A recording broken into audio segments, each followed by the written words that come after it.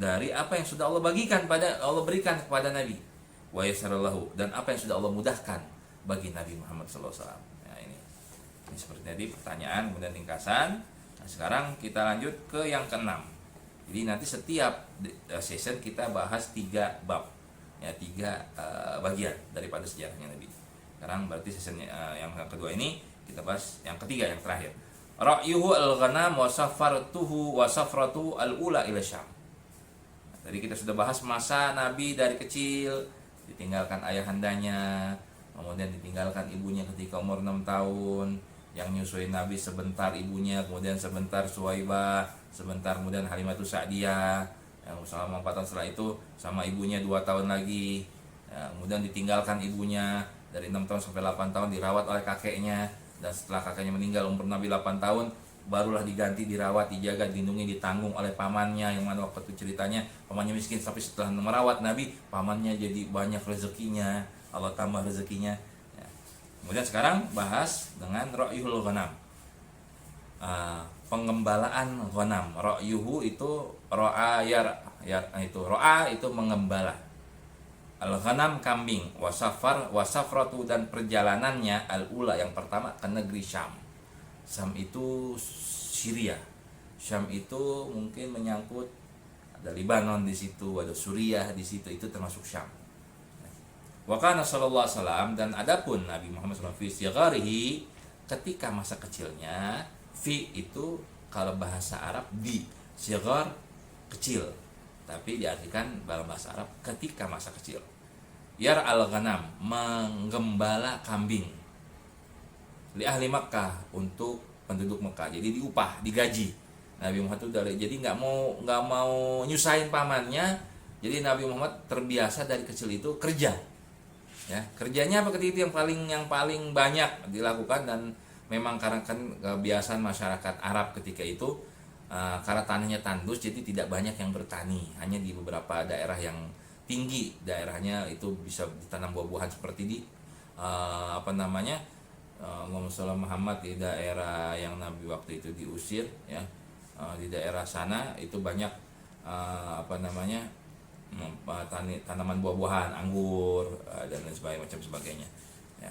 Kalau di ini jadi kebanyakan peternakan, itu ternak kambing. Yar al-ghanam li ahli Makkah, untuk penduduk Mekah, bi ujratin ya'isu minha, dengan upah yang Nabi bisa mendapatkan kehidupan darinya. Maksudnya dapat upah, gaji, ya Nabi bisa jajan, Nabi bisa beli makanan, Nabi bisa kasih kepada pamannya. Nah, ini lihat sederhananya kehidupan Nabi kita Muhammad SAW. Ini harus dicontoh. Jadi dari kecil Nabi sudah kerja, sudah membantu orang tua, perih hidupnya. Walamma balagos tasiyah, dan tatkala sampai umur ke-9 tahun. Ini dari kecil loh, dari umur 6 tahun, 7 tahun, 8 tahun. Nah sekarang ketika sampai umur 9 tahun, min umri, daripada umurnya, bisa farila Syam, Nabi minta pada pamannya mau ikut dagang, ikut nemenin dagang ke Syam, ya, ma'amihi, bersama pamannya Abi Thalib, bitijaratin, untuk berdagang. Walamma qaruba min Busra, dan takala dekat dengan Busra, daerah Basrah, ya, Irak mungkin, ya, Basrah Irak sini. Nah, kita bahas ini atas, ya, ada yang bilang perjalanan pertama itu umur 13 tahun. Sejarah yang bilang, ada sejarah juga riwayat bahwa Nabi ketika itu pertama kali berdagang umur 9 tahun.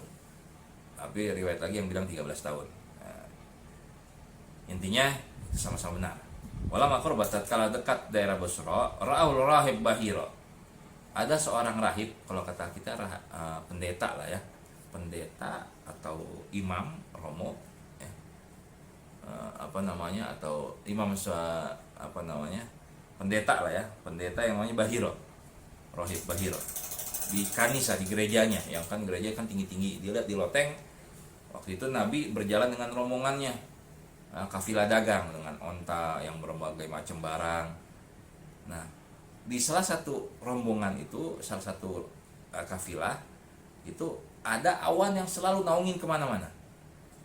Jadi yang di rombongan yang lain, di onta-onta dagangan yang lain yang membawa dagangan itu nggak ada awan, tapi di onta yang ini, yang mana di situ ada Nabi Muhammad SAW, Nabi kecil, Nabi kita yang masih kecil, itu awan selalu menaungi kemana-mana.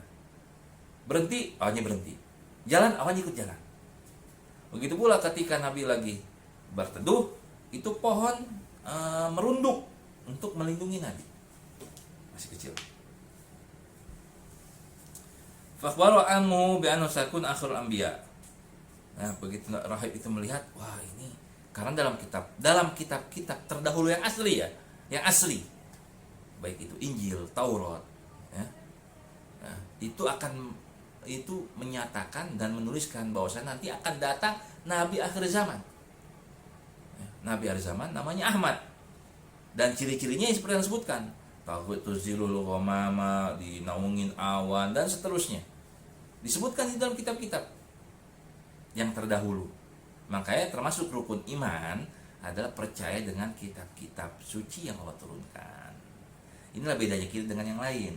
Kalau kita percaya kitab Zabur, kita percaya kitab Taurat, kita percaya kitab Injil, karena kita diperintahkan untuk percaya, dan itu tanda keimanan kita.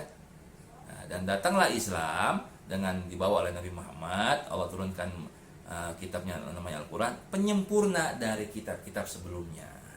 Itu, ya. Selanjutnya, ya, dikabarkan begitu lihat ciri fisiknya begini, ditaungin awan, dilihat benar pohon merunduk padanya. Kemudian sampai dipanggil ketika Nabi Muhammad, dilihat ada khatamun nubuwah, sini ada tanda kenabian, ada tanda seperti hitam, bukan hitam, seperti segede telur puyuh nih di punggungnya Nabi, 2 tanda itu, ini Nabi. Nah, udahlah pendeta itu bilang, ngasih tahu pada pamannya, kamu jaga anak ini, karena dia akan nanti akhir penutupnya para nabi. Karena ketika itu masa sebelum Nabi turun, ada masa sekitar sekian ratus tahun, itu masa fatrah. Apa masa fatrah? Masa tidak ada nabi. Masa tidak ada nabi. Karena setiap dulu Nabi meninggal, ada lagi nabi. Nabi meninggal, Allah utus lagi nabi. Nah, semenjak terakhir Nabi Isa Allah angkat, ya, itu sekian ratus tahun kosong dari kenabian. Jadi orang ada yang mengamalkan ajaran Nabi Ibrahim, manusia sebagian dan mengamalkan ajaran Nabi Isa, yang mengamalkan ajaran Nabi Musa dan seterusnya. Ya. Muncullah Nabi Muhammad SAW setelah sekian ratus tahun kosong. Maka ahlu fatrah, disebutnya ahlu fatrah. Maka ahlu fatrah ini insya Allah mereka adalah orang-orang fatrah, itu orang termasuk yang diampuni dosanya, karena tidak ada petunjuk yang Allah turunkan ketika itu, tidak ada petunjuk Nabi. Jadi misalnya dia mengamalkan Nabi Isa, ajaran Nabi Isa, ya insya Allah dia selamat. Dia mengamalkan Nabi Ibrahim, insya Allah dia selamat. Seperti itu, al-fatrah namanya. Nah, kemudian termasuk ayah ibu Nabi, termasuk al-fatrah. Jadi kalau ada yang bilang ayah ibu Nabi neraka, itu keterlaluan, itu bahlul, ya, itu bukan akidah kita, akidah aswaja, ya. Kita berlepas tangan dari orang-orang seperti itu. Kemudian faraja min fatlaba minhu an yarji'a min rihi khaufan alim min aduwin yataqarrabuhu. Ya. Dikabarkanlah kepada pamannya Nabi, ini nih bakal jadi nabi akhir zaman. Kamu jaga dia. Sebaiknya kamu pulang. Bawa dia pulang. Karena banyak yang tidak suka akan muncul nabi ini. Akan munculnya dia. Kenapa? Ya. Karena memang, mohon maaf, ya, orang-orang Yahudi itu tidak suka akan kemunculan Nabi Muhammad SAW, dan dia hasut, punya sifat hasut. Kenapa? Karena kebanyakan nabi munculnya dari Bani Israel, tiba-tiba yang terakhir ini dari golongan orang Arab. Makanya mohon maaf kalau kita tanya sama sebagian orang Yahudi, ya, dia sangat benci dengan orang Arab. Orang Arab disebut orang barbar, orang yang nggak punya norma, nggak punya adab, laksana binatang. Ya, memang betul, makanya Nabi Allah turunkan di kalangan Arab untuk memperbaiki itu semua.